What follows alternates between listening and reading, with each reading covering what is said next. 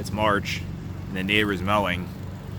Also interesting enough, all of Corey's cars are gathered in one place. And the checker. Here's the shifter contraption that Corey got. It's an eBay ripoff of a low car kit. And this end, that I can't keep in frame, goes on the transmission lever. And then that end goes on the column shift. And you just kind of bend this rod until it's, I don't know, until it works. So hopefully this will match up to the original doodads in the checker. What do you think? I should change this bushing to the one they gave? I don't know. It fits pretty tight. See what it is once you tighten it. Oh man, I thought this was gonna be a major bitch. You know? Yeah, it's right there. I thought I was gonna be fucked. That's awesome. Ugh. So, you have steel tip boots, Justin? No. Probably gonna need some for the first drive in this thing.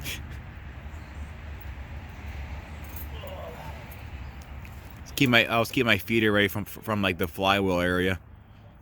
I'll tell you what, I thought this was gonna be a pain, but I mean, I'm not saying this job's gonna work right, but at least I can nut and bolt this on like super easy. I thought this was gonna be. It's easy to get to up here too, like it's right there. What size do you think this was? 9/16. Nah, I think it's half. It might be. Oh man, this rod's fucking way too long.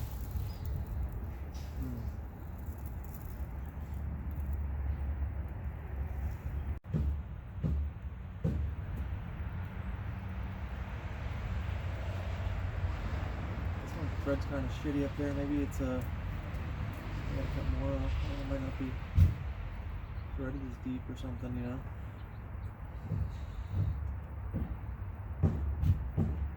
Oh, you had it in pretty many threads. Yeah, I gotta cut it off some more.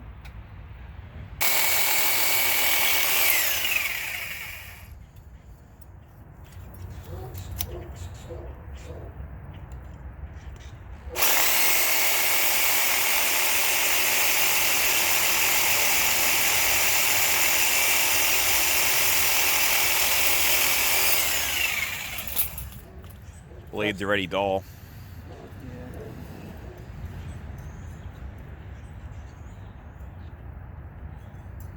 This rod actually cuts pretty good.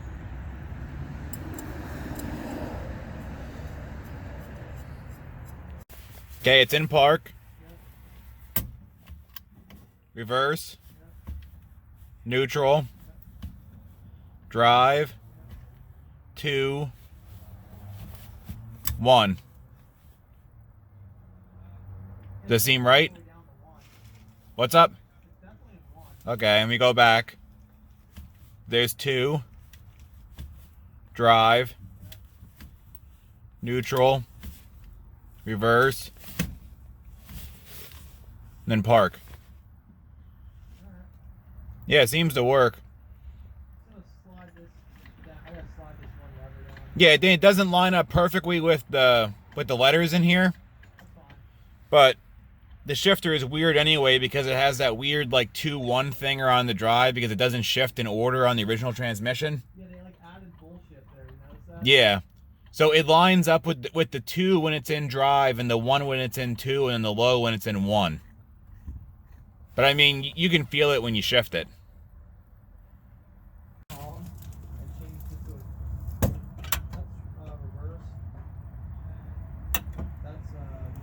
Yep. 3, 2. Oh yeah, it definitely went in first. I heard it click. 1. Hold on. 2, 3. Neutral. Reverse. In park. Yeah, it seems good. It's just a little. The column feels like it's messed up here.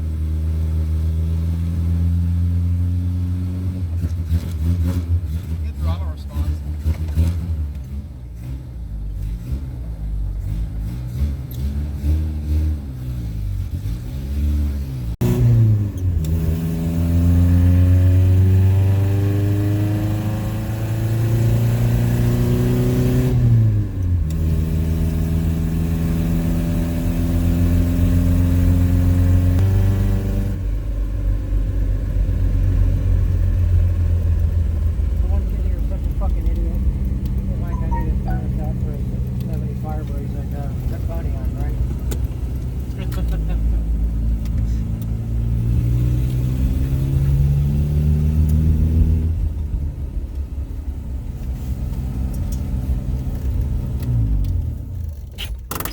Heater hose, right? Those adapt. That's what we all think about every build. Yeah, it's all probably all right. Yeah, like your Piece of orange shit. truck, you drive every day, you'll put it together, you total junk. Yep. Your water truck's pretty good. Yeah. 93, 90, 85. It'll burn through in like 5 minutes. Maybe I might need to get more gas tank in my car. The Hellcat 525 might not. Is that what you have in there? Yeah. Spent money. Those are expensive. It's like another couple dollars, like another Extra 40 50. bucks. I thought they were like 200. It wasn't much for them. I thought they the probably already 400 mark it up, so. I thought the 400's 100. I think it was another like 40, 50 Oh, from bucks. them, because they mark it up already. Yeah. Alright, this sadness here is like an electric carbureted lift pump.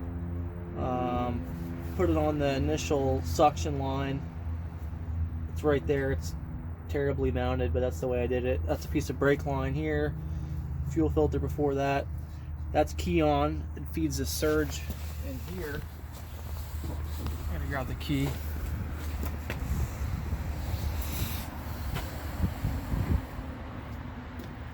It's probably a little undersized, that pump I'm feeding with, but I guess if you're road racing or something it'd be a problem, but for me, a couple second pulls probably be fine. Then I have another fuel filter here because this tank's probably junk. It's a carbureted pump, just you're feeding the surge. There's a flex sensor that's feeding the surge. Then when this tank is full, it overflows to the stock tank, it goes back. I just tapped it there and JB welded a fitting in to the filler neck. So, and then these are your high pressure pumps that are feeding the fuel rail, and the regulator is just mounted back here. I've seen a lot of Australian guys do that. For my power level it'll be fine. So then it returns out of the regulator for the fuel it's not using at the rail, and then in turn we'll keep, just keep this full. So when it's overflowing it'll go to here. Just under wide open, I don't think this carbureted pump down there is going to keep up, but I'd say only I'd use a half a gallon of fuel, 3/4 of a gallon. I think I don't know, I think it'll work fine. My Tempest uses an electric pump like that, but they say you're supposed to use half of what these are. So this is like 200 some LPH, I think, a piece. You're supposed to use half of that to feed with. I think I'm using a quarter of that, but whatever. But yeah, we're gonna test this for leaks and see how terrible I did. Now you said those turn on in sequence, right? Yeah, this here, one of these is running all the time when you're driving, and the other one, the micro squirt is turning on a relay under boost. I think I don't have the micro squirt plugged in today, but so we'll be able to at least test one for a leak, and it'll probably back up in here anyway because it just fills the line, so we can see if it's leaking here then. So yeah, we'll see what happens. Yeah, he's about to turn on the little pump underneath to fill this tank before we turn on the high pressure pumps, because that will burn the high pressure pump up if it doesn't have any fuel in it. Yep.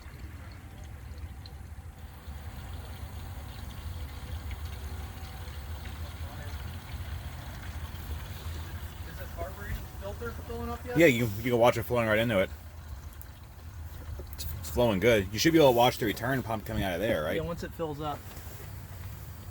I have a light, but It should. I just hope it doesn't. It'll take a little bit. Yeah, it's flowing pretty good. The fuel doesn't look half bad. no, it hasn't gotten Well, a chance to dissolve the goodness in the tank yet. Never mind, Larry. There's a piece of dirt right there. Everyone's losing their mind over it's not clean the tank in Winnebago, so what do? Do the exact same thing over again and not clean the tank. Well, those filters are cheap. You can just keep changing them until the tank is like thoroughly clean. This is a freaking 3/8 filter, and I couldn't get the 5/16, so it was jammed all the way. It's kind of clamped like bullshit, but I guess it's only. That's like 3 or 5 pounds. If it even makes pressure. Yeah, if I wouldn't even ever make pressure, Yeah. because there's no restriction. Sounds like it's starting to back up. it'll just come out the O-ring here, because this is like an oh shit. There it is. Yeah. That's It kind of an issue. pours out the back of the car. Shit. Well, the cap's on. It seems to be fine now. Yep. Yeah, the cap has a good gasket. It still leaks out. Where's it coming out of? It seeps. Oh wow, yeah, it's coming out of there. Know what you can do? Undo that fitting you did and put a 90 in there, so it shoots it down. Like where it comes into the filler tube. Mm-hmm. Just put like one of those pipe 90s in it. I was kind of concerned this would happen. Or I could just be a hack, plug this off with an AN cap, or just and then just drill it right there. It's got to be fine right there. Yeah. Like just further up, I'll just re-drill it. You just gotta get it to where it kicks down into it more. I'll just put an AN cap on here, because that's JB welded, and then I'll just JB weld another fitting in there. Well, you should be able to turn on the high pressure Yeah, pump it's now. good enough for now. Yeah, we're gonna turn the key off and then. Then we'll turn on the high pressure one. Not that tank's filled. There's the high pressure.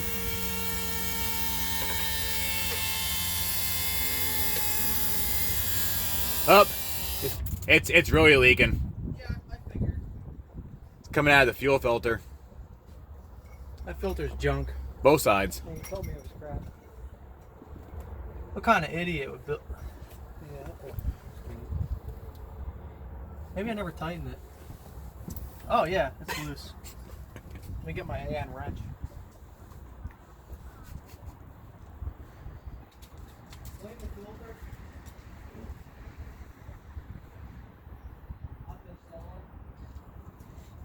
That little carbureted pump does pretty good though. Oh, it's leaking here too. Coming out of the other pump that isn't. Yeah. You know what I should Oh yeah, the other pump's not on yet. Yeah, but it's back feeding into it. Yeah. It's leaking out of the one pump too. Shit. That one there. Oh, okay. Right there.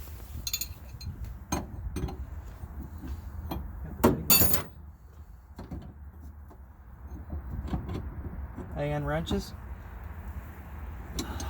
That was pretty tight, so that might be a problem. Yeah, that's what I always think too. What the hell's that? I don't know. This one's gonna be a horde to tighten.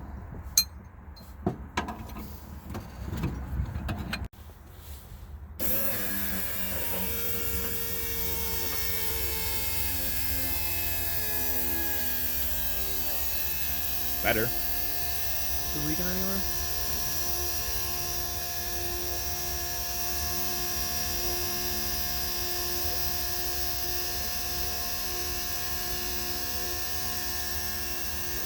£45. I ain't touching it. Is it leaking somewhere?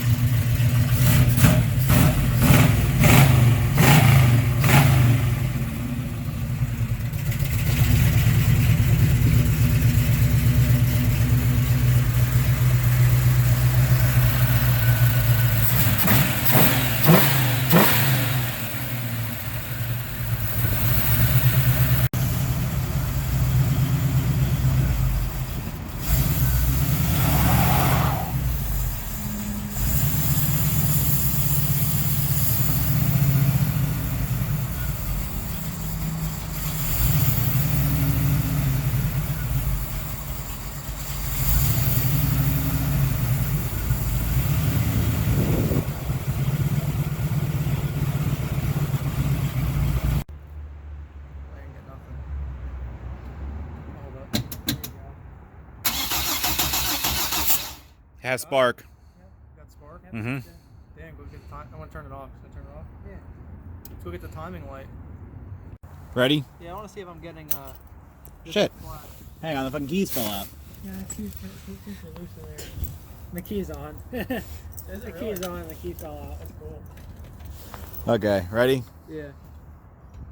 Hold on. I'm not, this thing ain't flashing. This thing's. Oh wait, I gotta hook the ground up. Try it now. Ready? Yeah. Is it flashing? Yeah, so that's good. I just gotta fucking. Orange? Do you want to explain what's happening, Corey? Well, he set the computer to 10 degrees, locked it out, and we marked the balancer at 0 when we did that top dead center thing. I turned the light back to 10 degrees to dial the backlight, so it should just shoot at 0 every time. We should hit that mark we made, but right now we're not hitting that mark we made, so we're adjusting the offset in the ECU. Because this computer doesn't know where basically your TDC is, like, electronically. So you have to adjust the offset. Yeah, there's no cam sync. Where I guess like the stock computer obviously already has the preset and it knows. Like if you're using a stock Trailblazer computer, Yeah. it uses cam and crank, but this doesn't. So there's no. I don't have a drop down for 4200 motor in this menu. So we got to figure it out ourselves. I mean, you should check it anyway. Even if it was a drop down, you still verify it. But so we're just cranking it now. As far as I know, when you're cranking it, you should be able to get a reading, You should. or at least be close, I would think. Obviously we'll check it when it's running, but we're just kind of, we wanted to make sure the ECU powered up and everything today, which it did. So far my wiring's not messed up, so that's a surprise. But yeah, we'll give it a shot again. Crank it. What'd you put it at? Alright, yeah, crank it.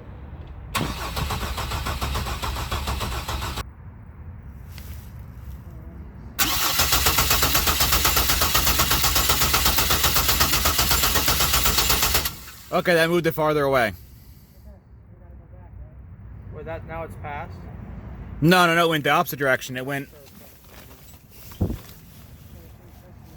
I could go to 50. Go to 50.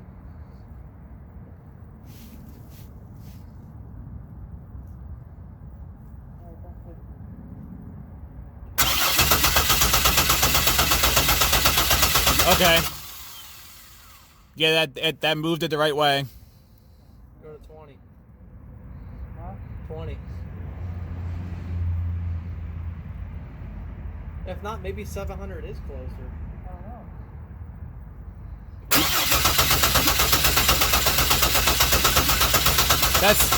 That's the same. Just finished the heater hoses. There is where they go on the engine factory. The bottom one was trimmed a little bit. Put 90s in them. Then 3/4 inch hose to 3/4 to 5 inch hose, or 3/4 to 5/8 inch hose, and then in the factory lines. And where they are, it should be clear of manifold and turbo. And hopefully those won't blow when it's on the highway. Be alright. Pretty really low. The power brake booster hose is ran via the original map sensor port in the intake. There's a new Chinese map sensor. Fuel lines run. Throttle cables laying there. He used these fancy fuse integrated relays to turn everything on. Little fuse box. All the wiring's done and works. It's all tested. I'd say a 3-inch, because this is like a little over 3, but you know it'll slide inside of it and I can just weld it right up. You know what I mean? Yeah, as long as it's near 3, it'll fit. Yeah, I'll get a 3-inch V-band aluminum. Wrapping up for today. It's almost ready to start. You need to make the whatever's going to connect the turbo to the throttle body. Next week, when I get a belt on it, radiator, I think we're done up there. That's the major hurdles left. Gonna try and make it run before we do anything with the drive shaft in the rear to make sure we're on the right track. So that's all for today.